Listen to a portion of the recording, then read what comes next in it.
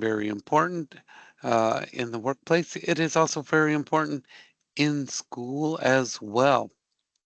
So the recording has started to let y'all know.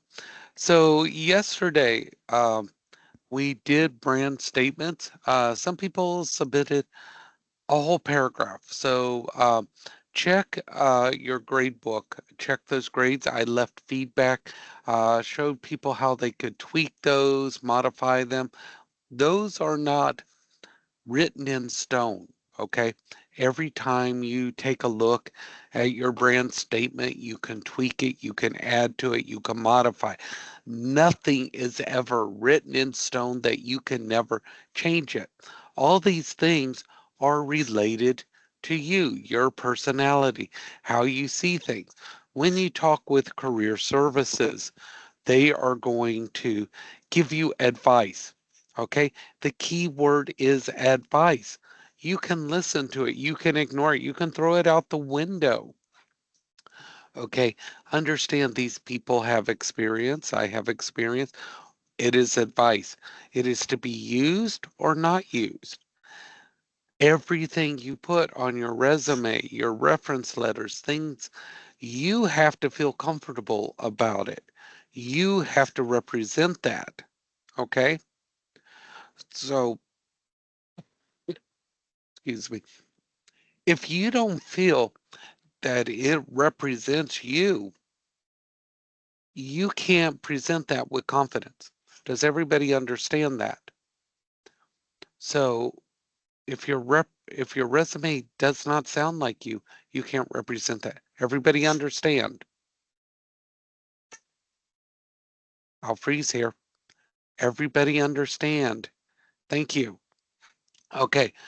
The reason why I say that is you can have a beautiful resume, but if you read that and you can't promote that, what do you think is going to happen in the interview?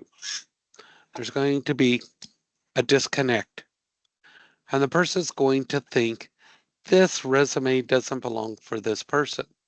So we want to make sure that when you're working with the resume, that you feel confident and comfortable that that is you. Same thing with these brand statements. I offered feedback. But if you don't feel like that represents you, you modify it. Feel comfortable. You're not hurting anybody's feelings. Okay? Everybody got that? Yes, yes? These are all advice. Yes? Got it? Got it. All right. Everybody slow on the uptake today.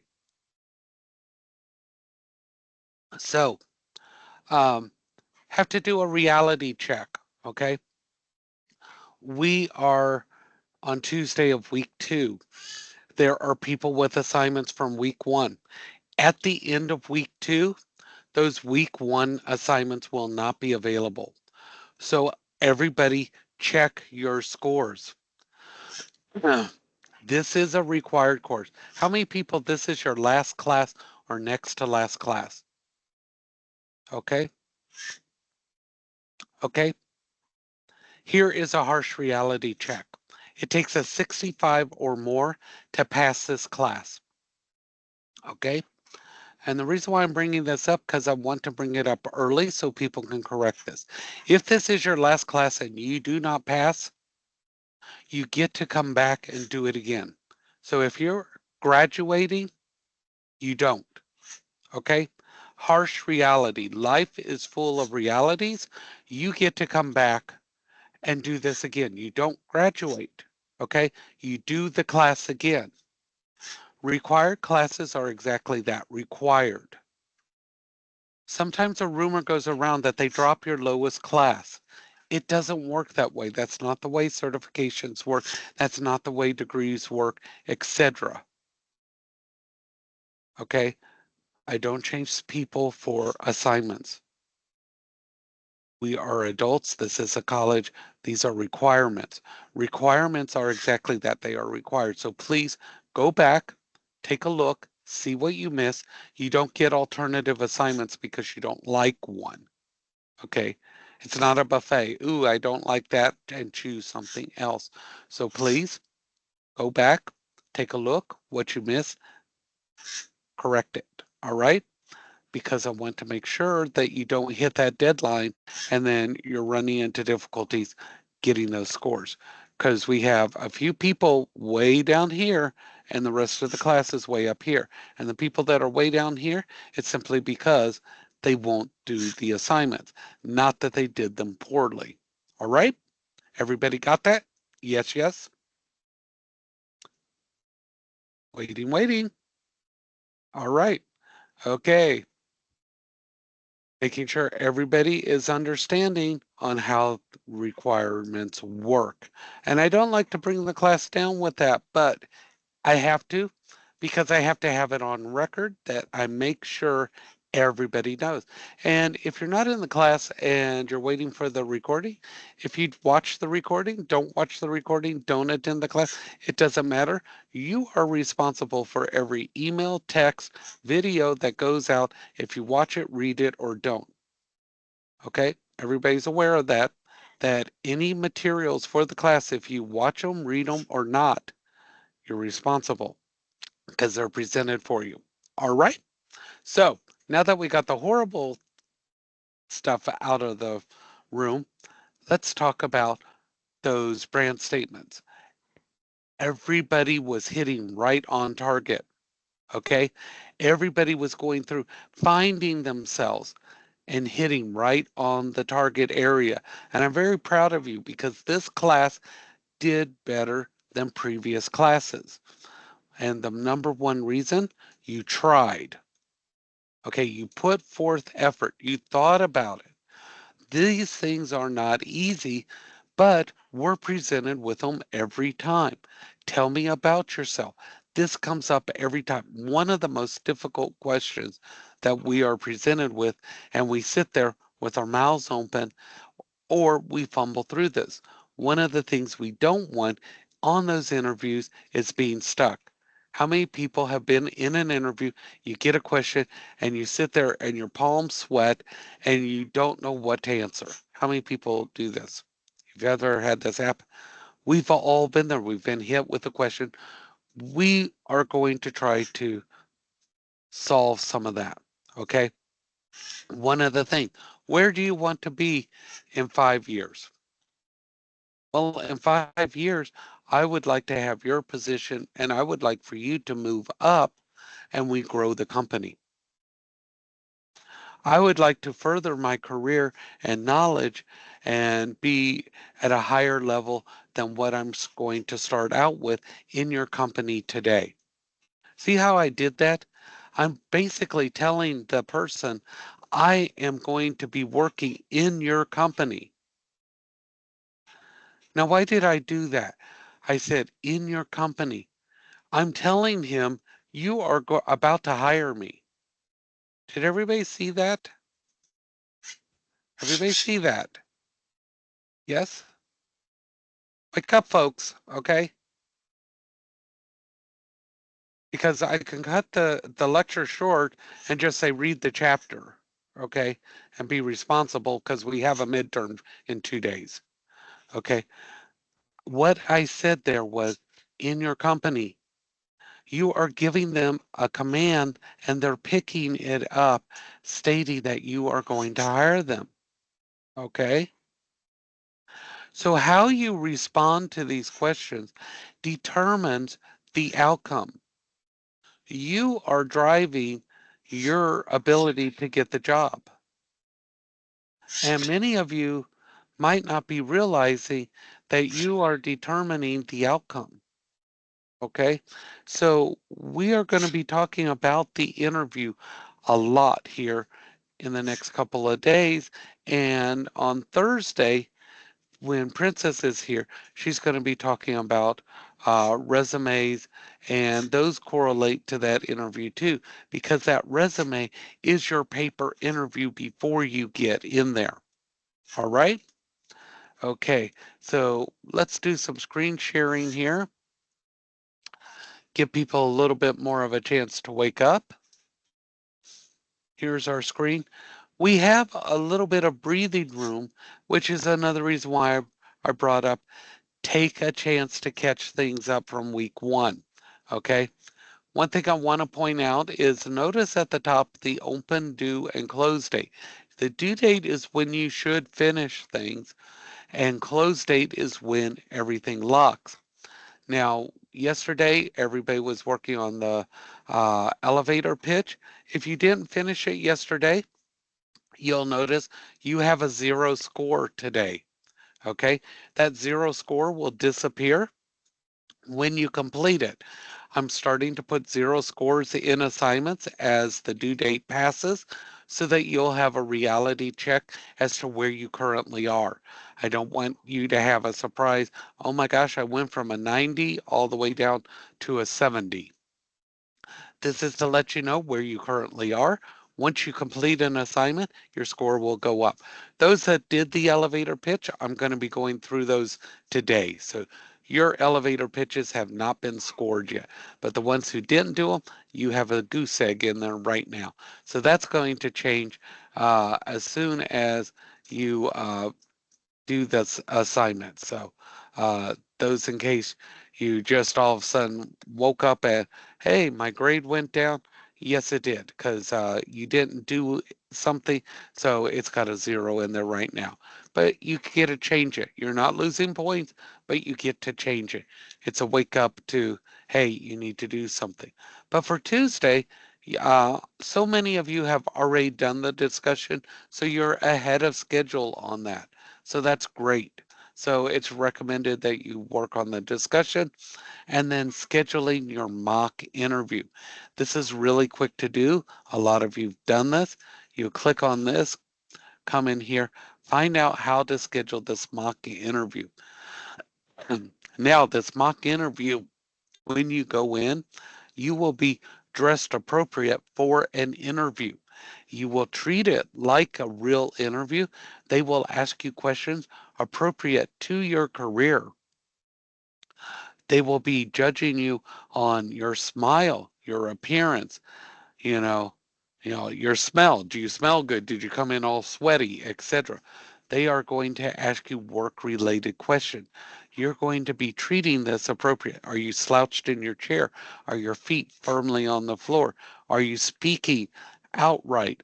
You will get criticisms and feedback on how well you did. So, how many people think they interview well? Show of hands. How many people think they interview well? One person? Okay. Well, you're going to find out. They're going to tell you things that you do well and things to improve upon. They're not going to slam you, but they're going to let you know things you can improve on because that interview is so important and it can make or break. And not only that, it can determine how much you get paid. In career fields, salary can be a range of pay. Okay. So that's something many people don't realize. You and the person next to you can be doing the exact same job, and there could be $5 an hour difference in wages, all because of the way you handled the interview and negotiated your pay. You can't complain about that. You negotiated your pay differently than the other person. Okay? All in the interview and the job hiring process. So you need to be able to handle these things appropriately to get the best for you. All right? So depending on your campus, it tells you how to schedule. This is very much like the resume. Now, some people schedule their resume and their mock interview at the same time. That's fine. What you'll do is you'll say start assignment, come down here, click text entry, put in the date and time that you had this scheduled. Even if it was the same time as your resume, please put it in here so I can give you the grade. Just like the resume assignment, this interview will be with uh, Career Services. Then once next week, when you have that assignment, when you have that interview, Career Services will grade you They will send that grade back to me. I do not grade your mock interview. They send that grade back. I will add that grade into your following week's assignment. But if you do not do the mock interview, you will miss out not only on this assignment, but 2 additional assignments that will follow. So you'll miss a total of 3 assignments if you do not do the mock interview. Now, I always have somebody who says they don't have transportation, they don't have this, they don't have that. If you have an issue or any situation that prevents you from being able to go to your campus, contact the campus career services and make arrangements with them. I can't make arrangements for career services. Talk to them. Okay. They will let you know if they can give you a virtual interview. They make the decision on that. They're the ones that decide. Okay.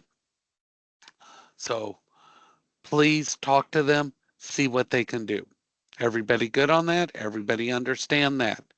It's not cut and dry that, oh my gosh, I can't get there. I can't do this. Okay. Communication is always key. If you have a situation that's preventing you from doing an assignment, let me know so that we can see what is going on. Being quiet about it, there's your answer. No points. Okay. If you don't communicate, how can anyone help you?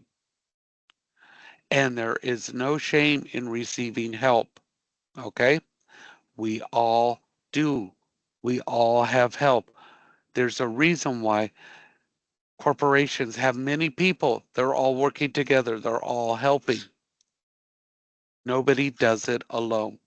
They tell you there's one truth in that statement, and that is that one person is not telling the truth. Somebody has assisted them along the way. Okay? Think about it. All right. So, everybody ready to get this ball rolling? Yes, yes. Make sure y'all are out there. Okay. And so I have to tell you, overall, for class participation, doing the assignments, no lie, no lie, no shade, no shade. Your overall, this class has been the best in 7, 8 months. So give yourselves a round of applause because I see you trying, I see you making the effort. And this is going to be a payoff in your careers. That's what I don't understand when people don't put effort. This is what you're working for. How many people want to succeed, have a better life, better money, better everything? Yeah, we all do. This is what you do to get that. If you don't want to put forth effort, it ain't going to happen. I wish I could tell you, oh, you can do nothing and have the best ever. But I can't lie to you and tell you that. It does take effort. Okay? So here we go. Preparing for the interview. Great interviews don't just happen. You do have to prepare for them. Okay? Now, preparing for them doesn't mean just going out with your friends and partying up the night before. Woohoo, I got an interview. That doesn't work. Trust me, done that, tried that. Blew that interview. I told you I'm honest. Maybe too honest, but been there, done that. So, there's going to be 3 types of interviews. See, we break everything down. And we're going to talk about conducting research about an employer. And we're going to talk about in-person versus virtual because you typically have both now, and types of questions that they might ask and questions that you might ask and different ways to prepare. So we got now this lecture is going to be broken into 2. It's too big to go over all of it. Y'all all be sleepy. Am I right? Y'all would be sleepy if I just kept going on and on for 2 hours. Yeah. Hello, I'm real. Okay, so you're going to be asked for a job interview. Okay, and the reason why they want to know more details. And why do they want to know more details? Because chances are they saw a resume and an application. Okay, and so they are going to ask you about things on your resume. And I've had this happen. Person comes in, I'm asking them about their resume, and they have no idea what's on it. Know your resume because you're going to be asked about it. And if somebody prepared a resume for you and you don't know, and I ask you questions, I'm going to end the interview right then, and boom, you are gone. Okay? So the invitation's probably going to come as an email or a phone call. You need a professional email address and you need to be checking that daily. If you're only checking it every 2 or 3 days, I send you an email and I'm telling you, I would like for you to come in tomorrow for an interview. You check that email every 3 days, you missed your opportunity. You're not getting another one. Okay?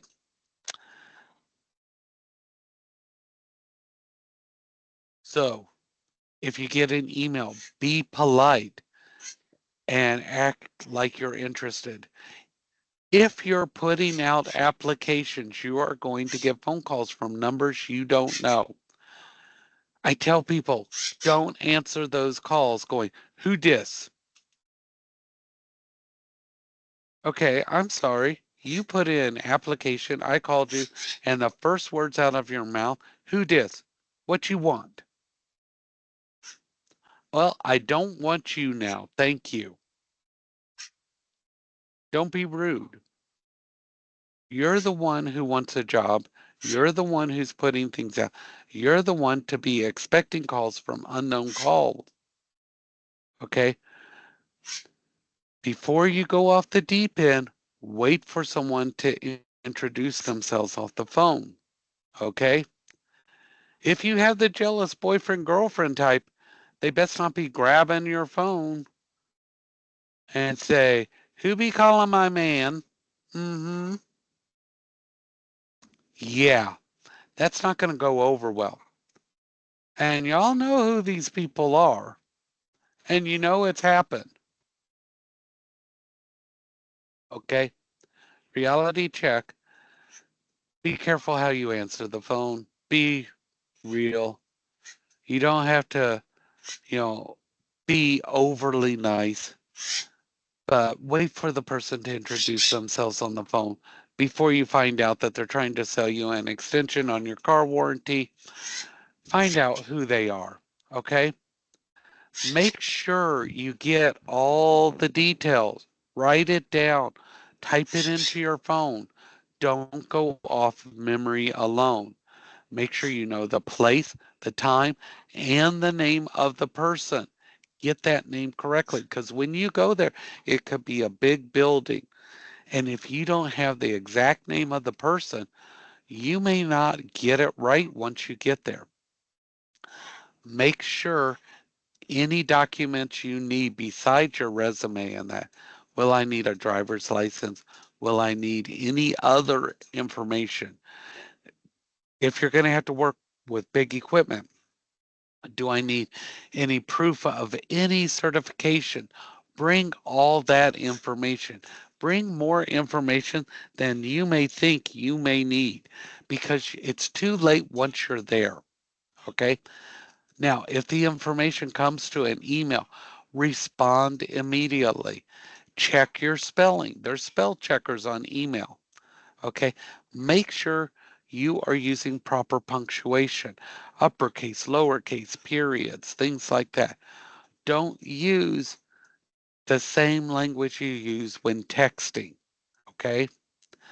Make sure in that email you confirm all the details, the same ones you would if you're talking. You confirm the place, the time, and the name of the person. It may sound like an overkill, but you need to know these. Now, there's three types of interviews. a screening interview, a structured, and an unstructured. Okay? A screening interview is just that. They're contacting you and they're trying to make sure that you have the skills that they think you have. They're going to be brief. They're just going to go over a little bit that's on your resume and confirm. Okay, these are done by recruiters, hiring managers, HR, and they go over them on the phone, confirm in an email, maybe even FaceTime, etc. They're narrowing down who they want to actually bring in. Sometimes these are done as a first interview, okay? A structured interview. Now, a lot of people know these because every candidate gets the same question, every single one.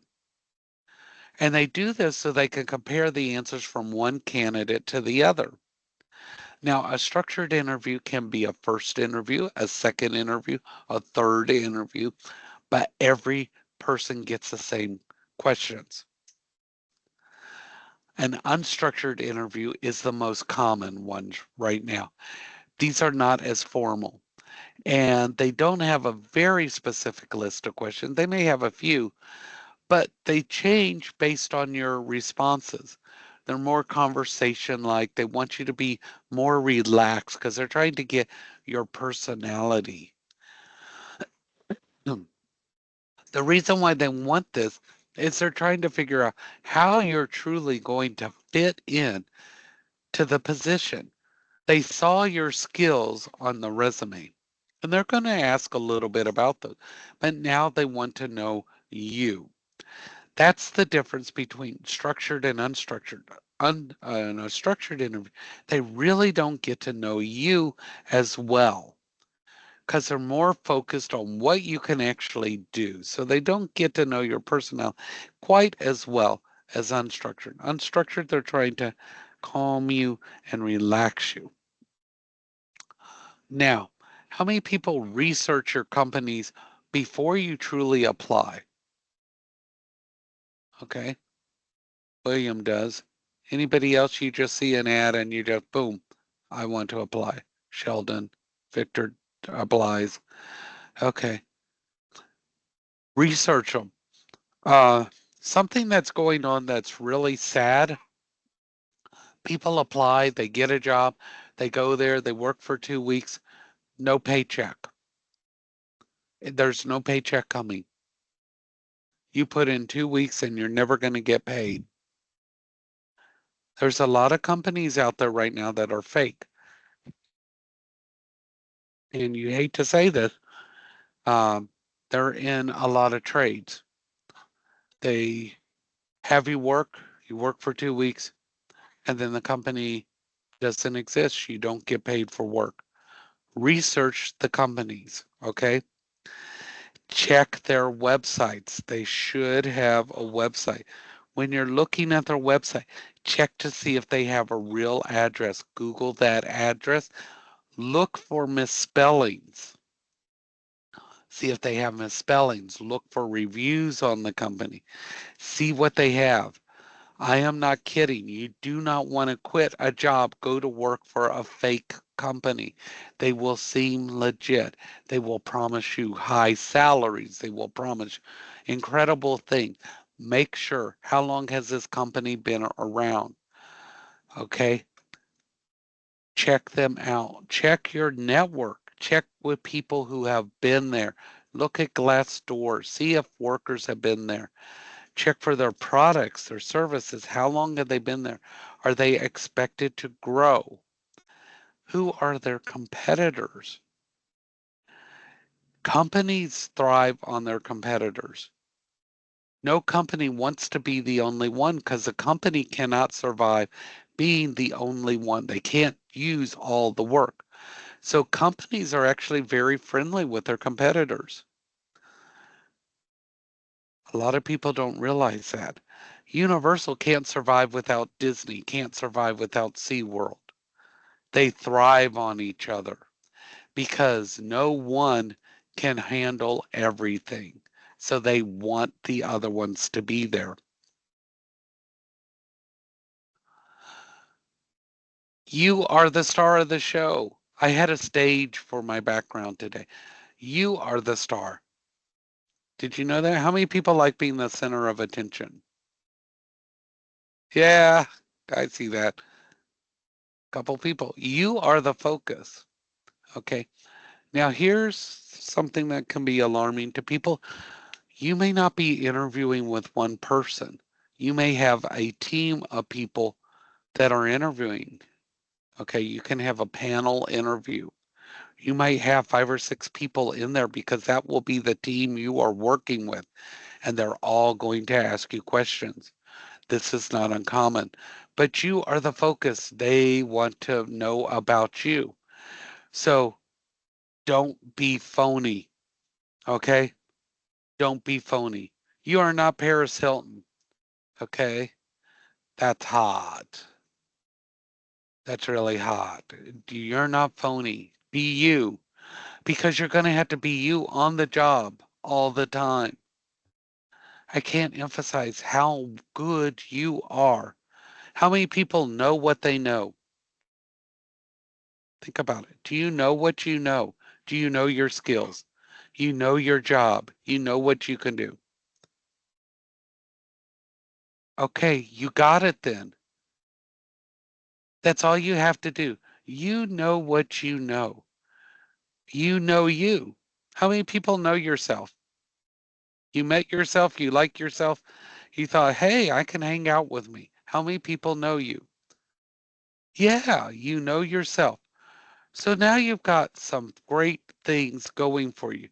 You know who you are and you know what you know. You are ready for the show. And a job interview is a show, and you are the star. And you get to tell them about the best subject in the world, you, because it's a subject you know. Okay? And when you start breaking it down, it's not so bad because you're going in there and you're telling them about you. And I know you're thinking, well, what if they don't like me? Well, what if you don't like them? It's not about them, it's about you. Turn the thought process around. It's do you like them? Will you allow them the opportunity to have you work there? Think about that. Will they be allowed to have you work there? See how you turn that around? You are giving them the opportunity to interview you. You're allowing them. You're allowing them to interview you. Did you have to show up for the interview? No. Did you have to accept the interview? No. Did you have to apply? No. You are the one that's giving the allowance for the interview. When you start to turn the thought process around, you are in control. Can you stop the interview? Yes. I'm sorry, I don't feel like this is going to be a situation that will be beneficial to us. Thank you for your time. Get up and walk out. You are the one in control. Does everybody see that? You're the one in control of the interview at all times. Isn't that amazing? All along, we have been taught they're the ones in control. They get to decide. They get to do that. No, we get to ultimately decide. We decide if we accept the job offer, etc. Yeah, they don't have to give one. It's their loss. It was not right for us. We change our thinking. It makes it less stressful for us.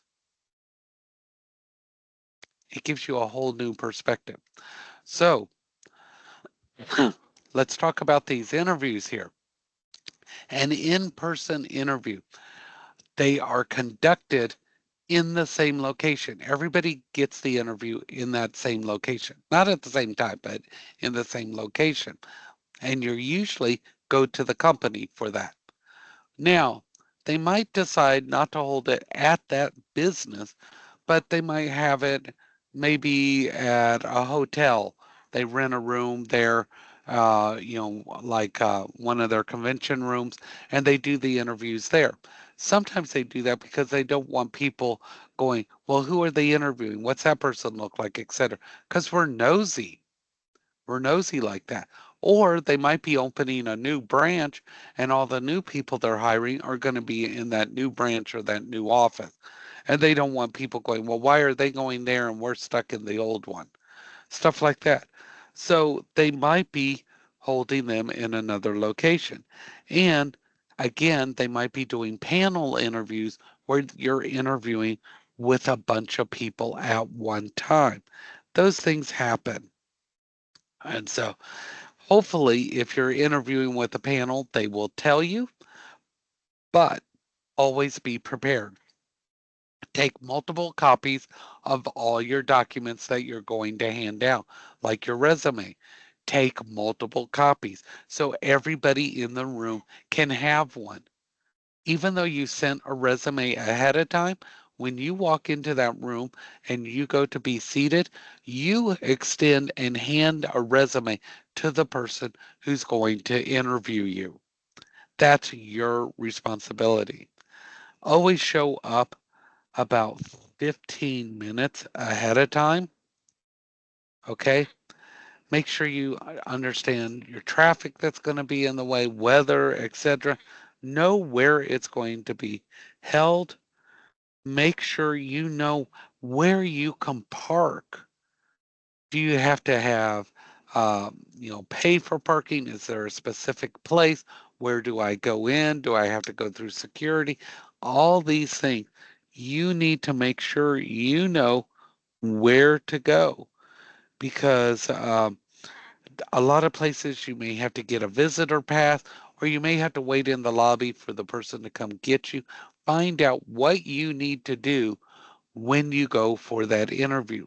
If there's multiple buildings, like some of these places that deal with steel or metals and things like that, each building is separate. Find out where you go. Hospitals, uh, veterinary clinics, things like that. Find out where you need to be so that you go to the right location. Find all these things out beforehand.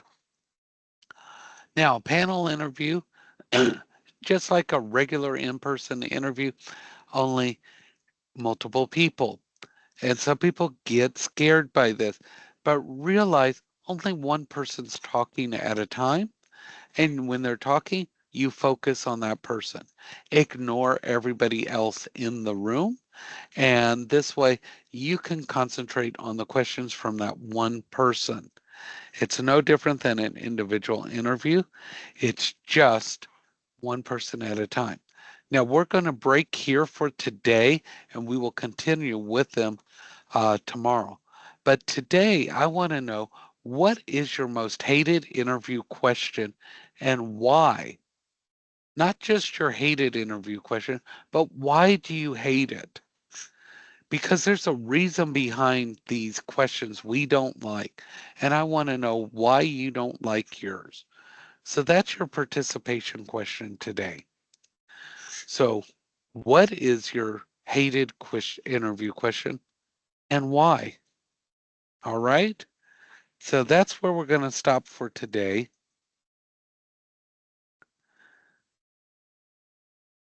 And let's see what we get from that. So tell me, what don't you like and why? And we're going to continue with these interview situations tomorrow. All right. Everybody good? Yes, yes. Everybody's still awake out there? And I have to tell you, the quality of your answers I'm getting on things are really good. Okay. So everything you're doing is really well. The only thing we had to work on are the assignments that haven't been done. All right. So everybody have an incredible day. Get that assignment in by 6, and we'll see you tomorrow at 10 a.m. All right. Y'all have a great day. See you tomorrow.